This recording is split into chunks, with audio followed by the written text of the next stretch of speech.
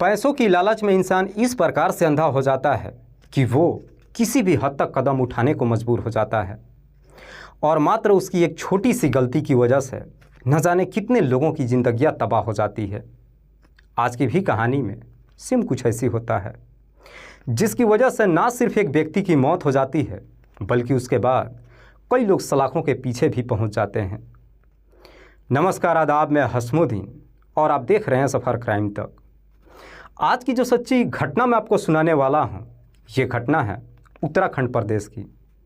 उत्तराखंड का एक ज़िला पड़ता है अल्मोड़ा और इसी अल्मोड़ा का एक थाना पड़ता है लमगड़ा। लमगड़ा थाने के अंतर्गत एक गांव आता है भांगा देवली और इसी भांगा देवली गांव का रहने वाला सुंदरलाल। सुंदरलाल की पत्नी का नाम है गीता देवी। सुंदरलाल के टोटल 3 बच्चे हैं, जिसमें 2 बेटी हैं और 1 बेटा। बड़ी बेटी का नाम डिम्पल, जिसकी उम्र है 25 साल। दूसरा बेटा ऋतिक, जिसकी उम्र है 21 साल और सबसे छोटी बेटी अंशिका, जो 9th क्लास में अपनी पढ़ाई कर रही है। सुंदरलाल जो एक रिटायर्ड पुलिस ऑफिसर है, लेकिन सुंदरलाल की पत्नी गीता की 3 साल पहले ही मौत हो चुकी है।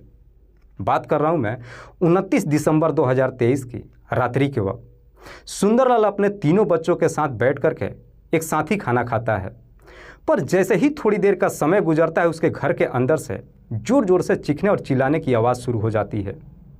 आवाज़ जब बगल का रहने वाला उसका भाई ओम प्रकाश सुनता है, अपने कुछ पड़ोसियों को लेकर सुंदरलाल के घर पे पहुंचता है तो देखता है कि दरवाज़ा अंदर से बंद है।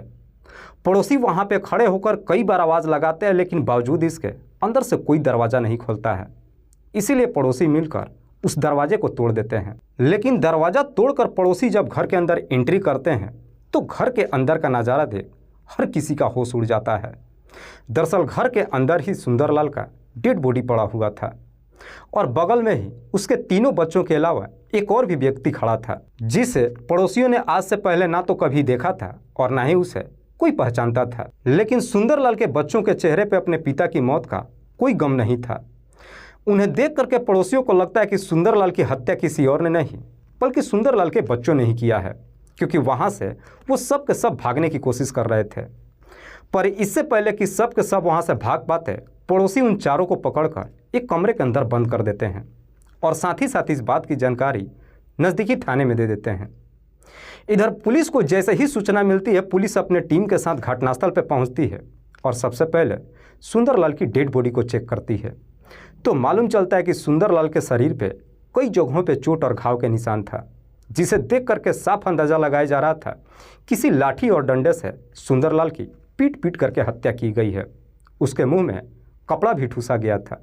पुलिस जब इस पूरे वारदात के बारे में वहाँ पे मौजूद पड़ोसियों से पूछताछ करती है तो पड़ोसी कहते हैं कि साहब, हमें शक है कि सुंदरलाल की हत्या किसी और ने नहीं बल्कि इन्हीं के तीनों बच्चों ने किया है। उनके साथ में एक और भी व्यक्ति है। वो सब के सब यहाँ से भागना चाह रहे थे, लेकिन हमने उन चारों को पकड़कर एक कमरे के अंदर बंद कर दिया है। पड़ोसी जैसी इस तरह की बातें कहते, पुलिस तुरंत ही जाकर उस कमरे का दरवाज़ा खोलती है और चारों को बाहर निकाल कर लाती है। पुलिस जब इन चारों से सुंदरलाल की हत्या के बारे में पूछताछ करती है, ये चारों भी बिना किसी सख्ती दबाव के तुरंत ही सच्चाई कबूल कर लेते हैं। लेकिन ये चारों जब सुंदरलाल की हत्या की पूरी कहानी बताते हैं तो वाकई में इसे सुनने के बाद हर कोई चौंक सा जाता है। दरअसल इस कहानी की शुरुआत होती है घटना से ठीक 3 साल पहले, जब सुंदरलाल अपनी ड्यूटी पे होता है। सुंदरलाल की पोस्टिंग इंडो तिब्बत के बॉर्डर पे होती है। सुंदरलाल अक्सर अपने काम के सिलसिले से अपने ड्यूटी पे ही होता है, चाहकर भी अपने बच्चों को समय नहीं दे पाता है। सुंदरलाल के तीनों बच्चों की परवरिश उसकी पत्नी गीता देवी ही करती है, पर करीब 3 साल पहले गीता की अचानक तबीयत खराब होती है और उसकी मौत हो जाती है। उस वक्त सुंदरलाल भी अपने ड्यूटी पे ही होता है। गीता की जैसे ही मौत हो जाती है, उसके बाद से सुंदरलाल अपने घर पे आता है और अपने तीनों बच्चों को अपने साथ ही लेकर चला जाता है। जहाँ जहाँ पर ड्यूटी करता अपने बच्चों को साथ ही लेकर के घूमता है। लेकिन सुंदरलाल के बच्चे जैसे जैसे बड़े होते हैं, उनको अपनी शिक्षा को लेकर के परेशानियाँ आनी शुरू हो जाती है। इधर सुंदरलाल को देहरादून में जब उसे सरकारी क्वार्टर मिल जाता है, अपने तीनों बच्चों को देहरादून के सरकारी क्वार्टर में रख देता है। वहीं से तीनों बच्चे अपनी पढ़ाई करने लगते हैं और सुंदरलाल फिर से अपने ड्यूटी पे चला जाता है। जब कुछ साल का समय गुजरता है, डिम्पल की जब पीएचडी तक की पढ़ाई कंप्लीट हो जाती है, उसके बाद से डिम्पल अपने ही इलाके में एक प्राइवेट स्कूल में शिक्षक की नौकरी ले लेती है। इधर ऋतिक भी जब अपनी पढ़ाई कंप्लीट कर लेता है, एक जिम में ट्रेनर की नौकरी ले लेता है। तब तक इधर अंशिका 9th क्लास में अपनी पढ़ाई कर रही होती है। इधर सुंदरलाल अपनी ड्यूटी में इस प्रकार से व्यस्त हो जाता है कि चाह करके भी अपने बच्चों को ज़्यादा समय नहीं दे पाता है। लेकिन बीच बीच में अपने बच्चों से बातचीत ही नहीं करता है, बल्कि जब भी उसे मौका मिलता है अपने बच्चों के पास आता है, कुछ दिन का वक्त गुजारता है और फिर से वापस अपनी ड्यूटी पे चला जाता है। जैसे ही कुछ महीने का और समय गुजरता है, एक दिन डिम्पल की फेसबुक के जरिए एक लड़के से दोस्ती हो जाती है जिसका नाम है हर्षवर्धन। हर्षवर्धन जो नई दिल्ली के संगम बिहार का रहने वाला है। हर्षवर्धन और डिम्पल के बीच फेसबुक के जरिए पहले दोस्ती होती है और फिर बातचीत करते करते दोनों के बीच में प्रेम प्रसंग शुरू हो जाता है। हर्षवर्धन और डिम्पल के बीच में जब प्रेम प्रसंग शुरू हो जाता है, उसके बाद से हर्षवर्धन डिम्पल से मुलाकात करने के लिए देहरादून भी आने लगता है। पर जैसे ही कुछ महीने का और समय गुजरता है, एक दिन इस बात की जानकारी सुंदरलाल को मालूम चल जाता है कि उसकी बच्ची का किसी लड़के के साथ में प्रेम प्रसंग चल रहा है। जैसे इस बात की जानकारी होती है, सुंदरलाल जब देहरादून अपने घर पे पहुंचता है, डिम्पल को काफ़ी समझाने की कोशिश करता है। कहता है कि उस लड़के का पीछा छोड़ दो और अपने करियर पर ध्यान दो। लेकिन डिम्पल हर्षवर्धन के प्यार में इस प्रकार से अंधी हो चुकी थी कि अपने पिता की एक बात सुनने के लिए तैयार ही नहीं होती है। सुंदरलाल अपनी बच्ची को काफ़ी समझा बुझा करके वापस अपनी ड्यूटी पे तो चला जाता है, लेकिन सुंदरलाल को अब ये डर सताने लगता है कि हर्षवर्धन की वजह से उसके बाकी के बच्चों पे कहीं बुरा असर ना पड़ जाए। और जैसे ही कुछ दिन का और समय गुजरता है, एक दिन सुंदरलाल को मालूम चलता है कि दरअसल डिम्पल अपने दोनों भाई बहन को छोड़ करके हर्षवर्धन के पास दिल्ली चली गई है। जैसे इस तरह की जानकारी सुंदरलाल को मालूम चलता है, तुरंत अपने घर पे पहुंचता है, अपनी बेटी के नंबर पर फ़ोन कर वापस अपने पास बुलाता है और साथ ही साथ अपनी बेटी के ऊपर दबाव डालने लगता है। दरअसल सुंदरलाल अपनी बेटी को अपने मनपसंद से एक बेहतर घर में शादी करना चाहता था, लेकिन डिम्पल भी अपने जिद पर उतर जाती है और अपने पिता से कहती है कि अगर मैं शादी करूंगी तो सिर्फ और सिर्फ हर्षवर्धन से। इधर सुंदरलाल अपनी बेटी के ऊपर काफ़ी दबाव डालने की कोशिश करता है, लेकिन बावजूद इसके डिम्पल के ऊपर कोई फर्क नहीं पड़ता है। लेकिन सुंदर के लाख मना करने के बावजूद भी जब डिम्पल उसकी बात नहीं मानती है, सुंदर वापस जब अपनी ड्यूटी पे जाता है, करीब 3 महीने के बाद सुंदरलाल अपनी नौकरी से रिटायर्ड हो जाता है। सुंदरलाल जब रिटायर्ड हो जाता है, वापस अपने बच्चों के पास आ जाता है और फिर अपने बच्चों के साथ ही रहने लगता है। लेकिन सुंदरलाल जब अपने बच्चों के साथ रहने लगता है, चाह करके भी अपने बच्चों को करीब नहीं कर पाता है। आए दिन हर रोज़ सुंदरलाल और उनके बच्चों के बीच में झगड़े तकरार शुरू हो जाता है, जिस वजह से एक दिन सुंदरलाल इस प्रकार से गुस्से में आ जाता है कि अपने तीनों बच्चों को वहीं पे छोड़कर और अपने पैतृक गांव भांगा देवली में आ जाता है और फिर यहाँ पे आकर अकेले ही रहने लगता है। लेकिन सुंदरलाल जब रिटायर्ड होता है, उसे एक मोटी रकम मिलती है।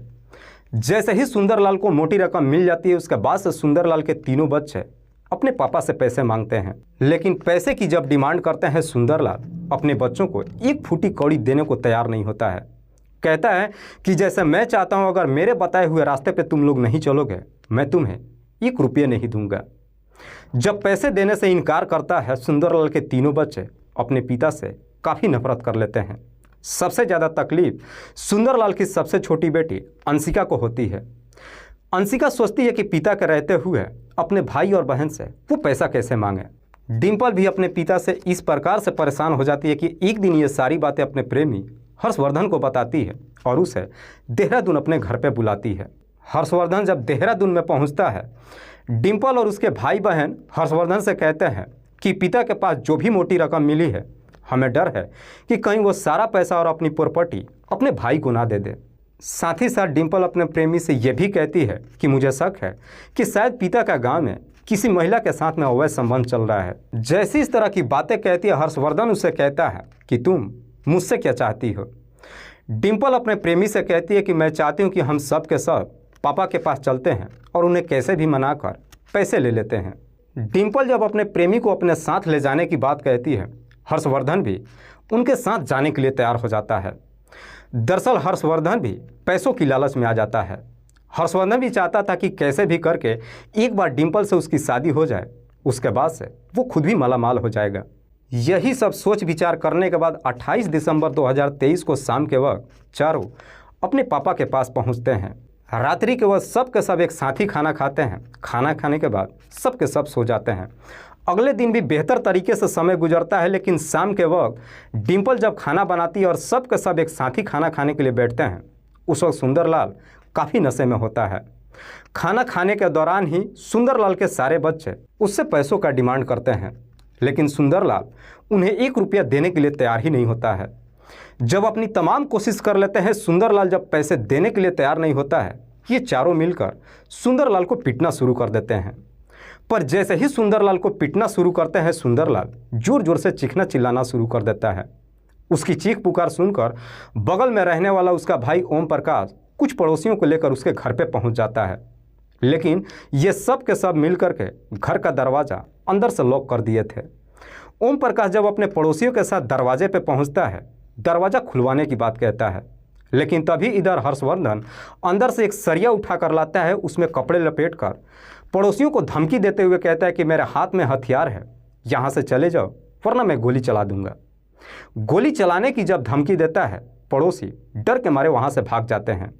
उसके बाद से सुंदरलाल के सारे बच्चे उसके मुंह में कपड़ा ठूस देते हैं और हर्षवर्धन उसी सरिया से सुंदरलाल के सर पे इतने काफ़ी जोर से वार करता है, जिस वजह से सुंदरलाल की घटनास्थल पे ही मौत हो जाती है।